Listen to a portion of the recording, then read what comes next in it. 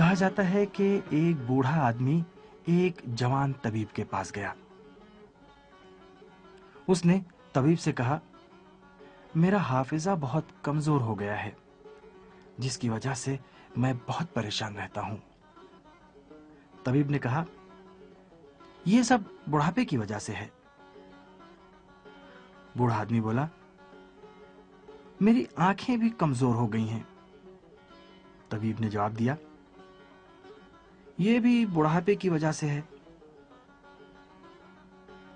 بوڑھے شخص نے پھر کہا، میری کمر میں بھی بہت تکلیف رہتی ہے۔ طبیب بولا، بڑھاپے کی علامتوں میں سے ایک یہ بھی ہے۔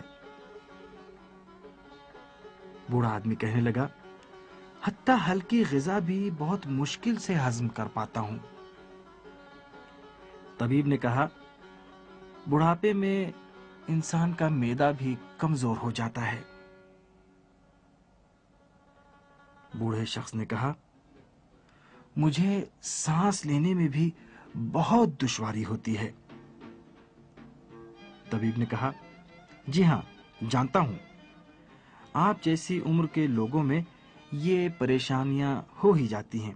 ظاہر ہے بڑھاپا ہے اور ہزار درد۔ بوڑھے آدمی نے کہا، میرے پاؤں بھی اب جواب دے رہے ہیں۔ طبیب نے کہا، بڑھاپا انسان کو گھر بیٹھنے پر مجبور کر دیتا ہے۔ بیان کرنے والا کہتا ہے کہ بوڑھے نے جو سخت غصے میں آ گیا تھا، جھنجلا کر طبیب سے کہا، بیوقوف کہیں کے، تم نے کچھ بھی نہیں پڑھا لکھا، ہر درد کی صرف ایک ہی دوا بتاتے ہو، تم بالکل جاہل ہو، تم سے قاعدے کی باتیں کرنا بالکل فضول ہے۔